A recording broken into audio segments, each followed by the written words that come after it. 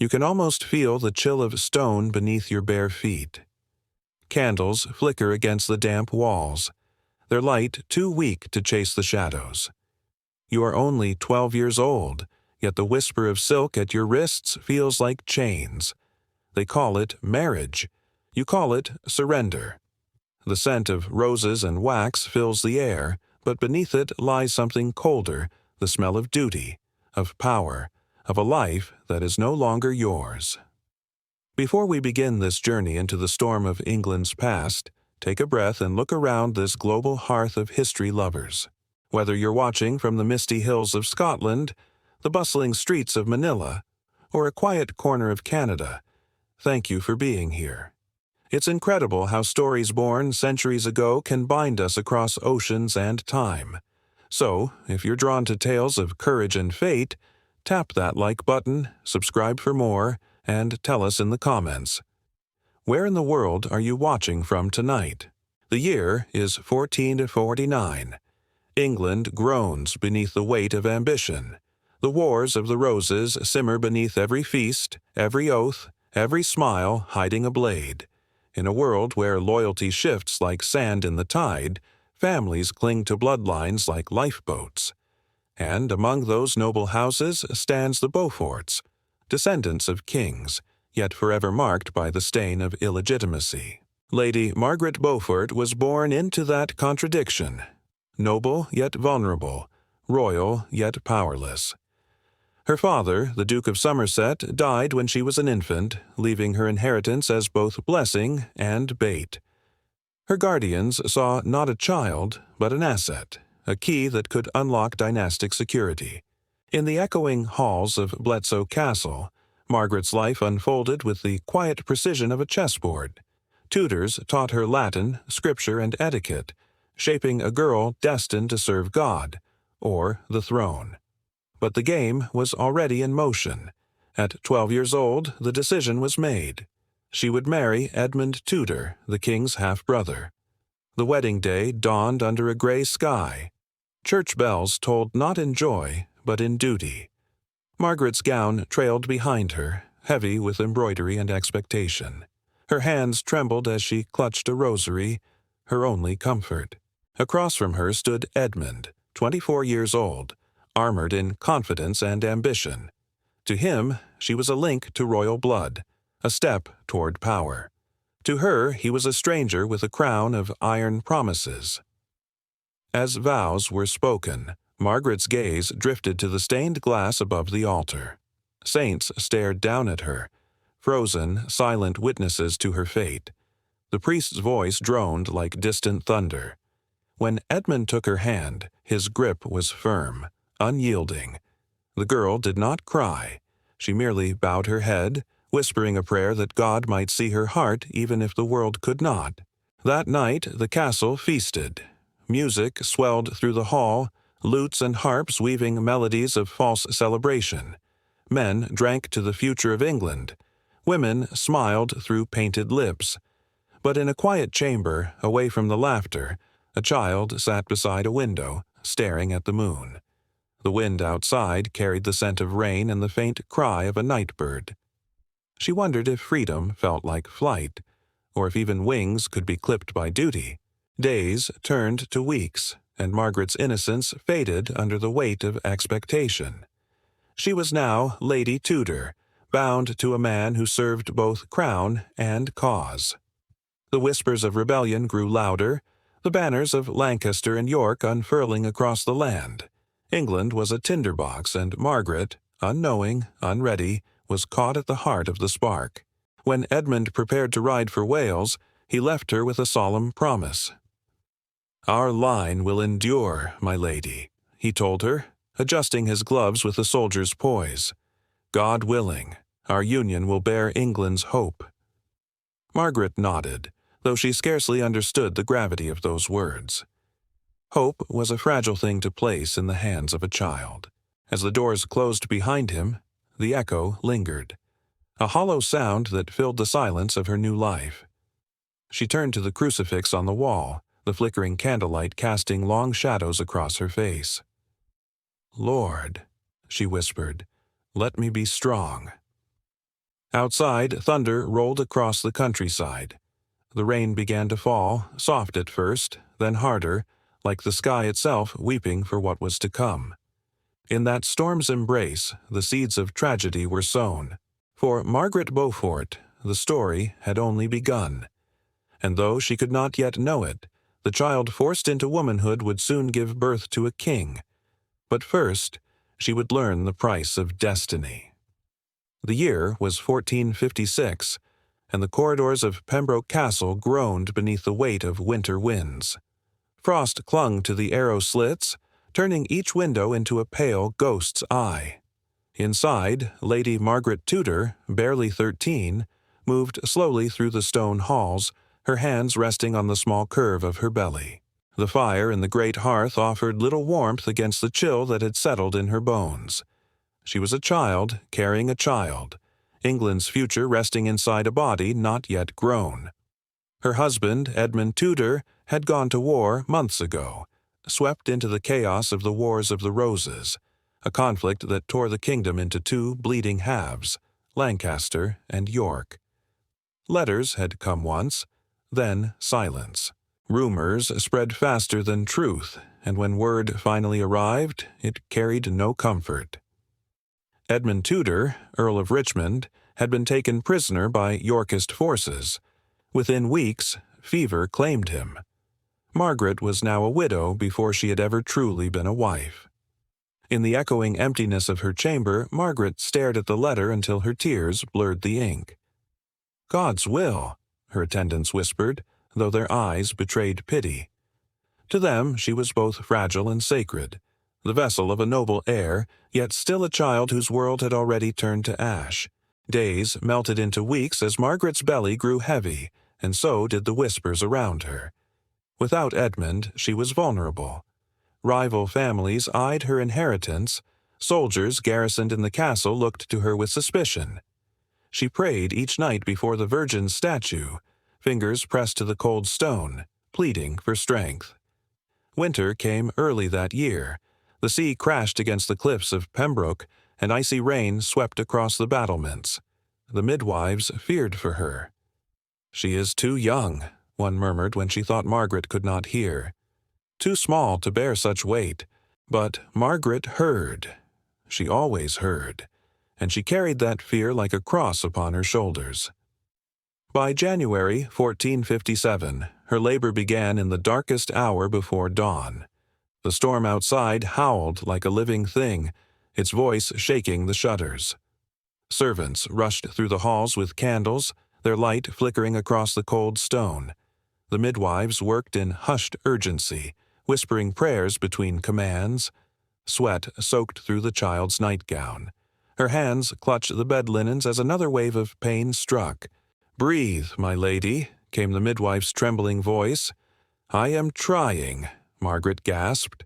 Her words were barely sound, her face pale as snow. Hours passed. The wind raged.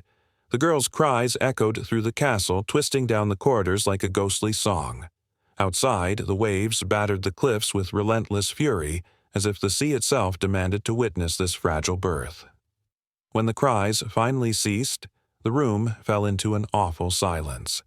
For a heartbeat, no one moved.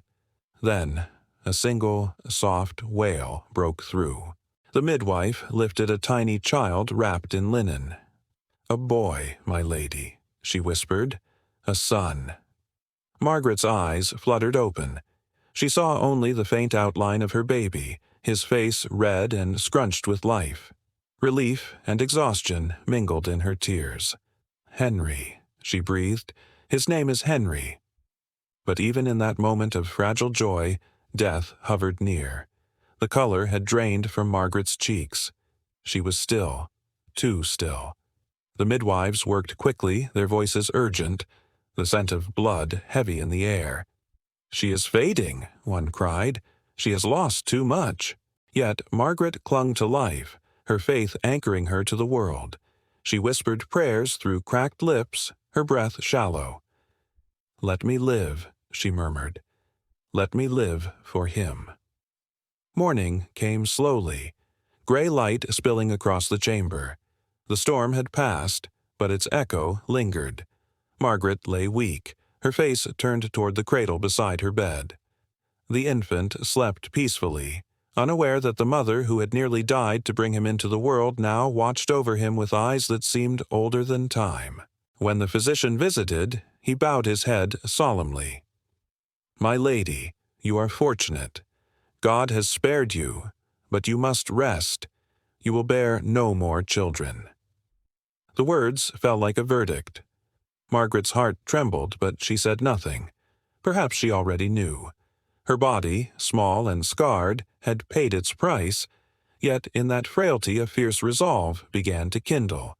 As the months passed, she grew quieter but sharper. She spent long hours by the cradle, whispering scripture and secrets to the sleeping child. "You are all I have," she would say softly, "and all England will one day be yours." Outside, the roses of Lancaster and York still bled across the fields of England, but within Pembroke's cold stone walls, a new seed had taken root. The boy who would become King Henry VII, founder of the Tudor dynasty. The child slept. The mother prayed. And somewhere in the distance, thunder rolled once more. For though Margaret had survived the storm, destiny was not finished with her. Not yet. The candle burned low beside her prayer book, its flame trembling like the breath of destiny itself. Margaret Beaufort, now a woman of quiet authority, knelt in her chamber at Woking Palace. Her fingers moved across her rosary, the same one she had held as a terrified child bride so many years ago. The years had carved grace and steel into her face. Gone was the fragile girl of Pembroke. Before England now stood a mother whose faith had sharpened into weapon and shield alike. For decades she had lived in the long shadow of war. The wars of the Roses had torn her homeland apart, crowning and decrowning kings like waves crashing upon the shore. House Lancaster, to which her blood was bound, had fallen to ruin. Her son, Henry Tudor, had been driven into exile across the Channel, a fugitive prince under the watchful eye of France and the mercy of God. Yet, through all those years of turmoil, Margaret never yielded. She plotted in silence, her prayers mingling with strategy, her piety concealing a mind as cunning as any statesman's. At court, she was cautious, a woman of deep faith, humble in speech, but behind every lowered gaze was calculation. Kings underestimated her, nobles ignored her, but they did not see the web she spun in candlelit chambers. Through letters carried by loyal hands, she wove connections between powerful families, whispering promises of peace under her son's banner. Elizabeth Woodville, the Dowager Queen, became her unlikely ally. Two mothers bound by loss, daring to dream of reconciliation through their children.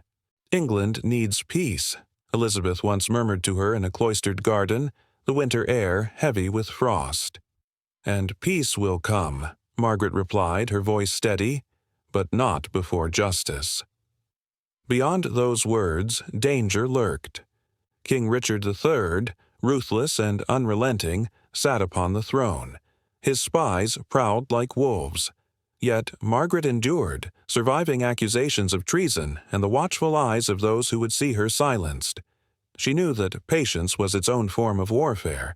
In 1483, when Richard seized the crown and the princes in the Tower vanished, the tide began to turn. Whispers rose, perhaps too late for the lost boys, but not for the future. Margaret moved like a shadow through those dangerous years, every letter, every coin, every prayer serving one purpose, the return of her son. By 1485, the moment had come. Henry landed on the shores of Wales with a small, ragged army, barely enough to fill the fields of Bosworth. The wind that morning was sharp, carrying the scent of damp earth and smoke. Men whispered prayers to saints, to wives, to fortune. In the distance, the banners of Richard III shimmered like fire. Margaret waited in London, the hours stretching like years. She could not sleep, could not eat. She walked the corridors of her home, rosary beads clicking softly with each whispered plea. "Lord, deliver him from evil," she prayed. deliver England from its torment. On August 22nd, news arrived. The battle was over. Richard III had fallen. His crown, found tangled in a thorn bush, was placed upon the head of Henry Tudor, proclaimed King Henry VII of England.